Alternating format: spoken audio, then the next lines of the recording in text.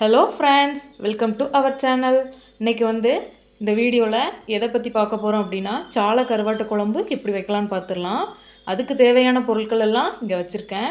அது என்னென்னு பார்த்துடலாம் வாங்க. ஒரு கப் சின்ன வெங்காயம் 100 கிராம் அளவு எடுத்துக்கோங்க. இதில் நான் கொஞ்சம் அரைக்கிறதுக்கும் எடுத்திருக்கேன். ஒரு பூண்டு உரித்து வச்சுக்கோங்க. தக்காளி ஒரு 3 தக்காளி சின்ன தக்காளியாக இருந்தால் ஒரு 3 தக்காளி கட் பண்ணிக்கோங்க.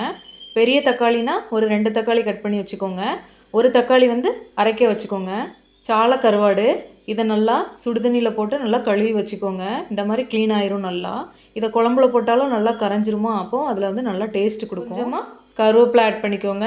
நீங்கள் உங்ககிட்ட இருக்கிற அளவு உங்களுக்கு தேவையான அளவு எவ்வளோனாலும் சேர்த்துக்கலாம்.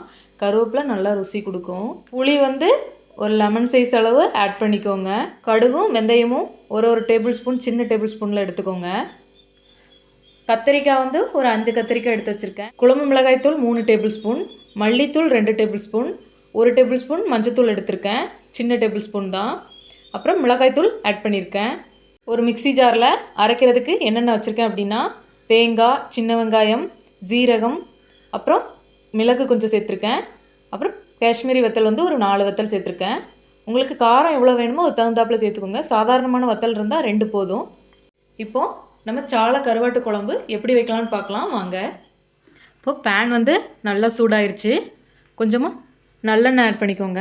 நல்லெண்ணெய் கருவாட்டு குழம்புக்கு சூப்பராக இருக்கும். உங்களுக்கு தேவையான அளவு நல்லெண்ணெய் ஆட் பண்ணிக்கோங்க. இப்போது நம்ம வச்சுருக்க கடுகு வெந்தயத்தை இதில் ஆட் பண்ணிக்கலாம்.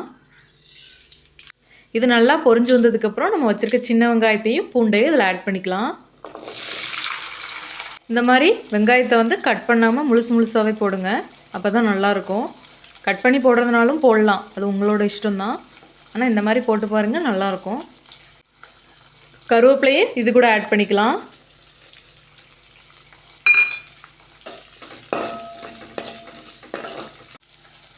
வெங்காயமும் பூண்டும் கொஞ்சம் பொன்னிறமாக வதங்கி வரணும். அது வரைக்கும் நல்லா வதக்கி விடுங்க. வெங்காயம் நல்லாவே வதங்கிருச்சு. இப்போ நம்ம வச்சுருக்க தக்காளியை இதில் ஆட் பண்ணிக்கலாம். இதுக்கு தேவையான அளவு உப்பு ஆட் பண்ணிக்கலாம்.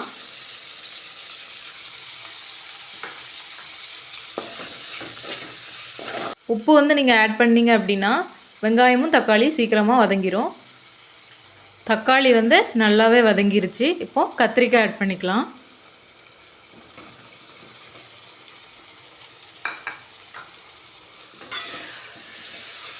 கத்திரிக்காய் நல்லா பொன்னிறமாக வதங்கணும். அப்போ தான் அது நல்லா சுவையாக இருக்கும். கருவாட்டு குழம்புல இருக்கும்போது அதை பிசைஞ்சு சாப்பிடும்போது சூப்பராக இருக்கும். இப்போது கத்திரிக்காய் ஓரளவுக்கு பொன்னிறமாக வதங்கிருச்சு. இப்போ நம்ம வச்சுருக்க மசாலாவை ஆட் பண்ணிக்கலாம்.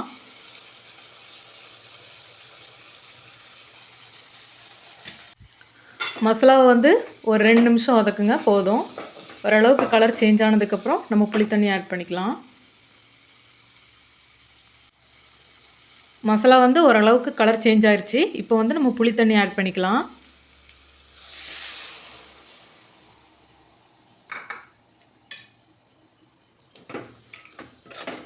இப்படி மெதுவாக கிண்டி விடுங்க.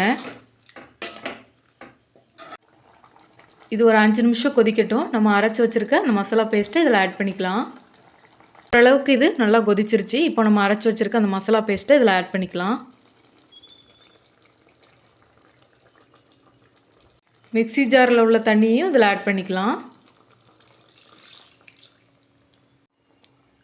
தேவையான அளவு தண்ணியும் ஆட் பண்ணிக்கலாம்.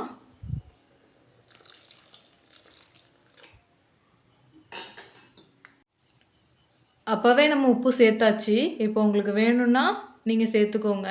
கருவாட்டு குழம்பு அப்படிங்கிறனால கம்மியாக உப்பு சேர்த்தா போதும். அதுக்கப்புறம் நம்ம குழம்பு நல்லா கொதித்ததுக்கப்புறம் நம்ம இறக்கும்போது உப்பு இல்லைன்னா கொஞ்சம் லைட்டாக ஆட் பண்ணிக்கோங்க, உங்களுக்கு தேவையான அளவு. இப்போ இது லைட்டாக கொதித்ததுக்கப்புறம் நம்ம மூடி போட்டு மூடி வைக்கலாம். இப்போது ஓரளவுக்கு கொதி வந்துருச்சு. மூடி போட்டு நம்ம மூடி வச்சுக்கலாம். சிம்லேயே வைக்காமல் ஹை ஃப்ளேம்லேயும் வைக்காமல் நடுத்தரமாக வைங்க. இப்போது இது நல்லா ஓரளவுக்கு கொதித்தோடனே அதுக்கப்புறம் நம்ம கருவாடை ஆட் பண்ணிக்கலாம். கடைசியில் உங்களுக்கு கரையக்கூடாது அப்படின்னா நீங்கள் கடைசியில் இறக்குற கொஞ்சம் நேரத்துக்கு முன்னாடி ஆட் பண்ணிக்கோங்க. நான் எப்போவுமே கரைஞ்சாதான் ஆனால் கருவாட்டு குழம்பு டேஸ்ட்டாக இருக்கும். அதனால் இப்போ கொஞ்சம் கொதி வந்ததுக்கப்புறம் கொஞ்சம் நேரம் கழிச்சே ஆட் பண்ணிடுவேன்.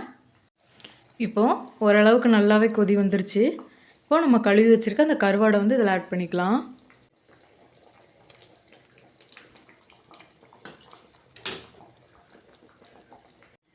இது கூட நீங்கள் முருங்கைக்காய், மாங்காய் அந்த மாதிரி கூட ஆட் பண்ணிக்கலாம். என்கிட்ட கத்திரிக்காய் மட்டும்தான் இருந்துச்சு, அதனால் அதை வச்சு வச்சேன். இன்னும் முருங்கைக்காய்லாம் ஆட் பண்ணிங்கன்னா சூப்பராக இருக்கும்.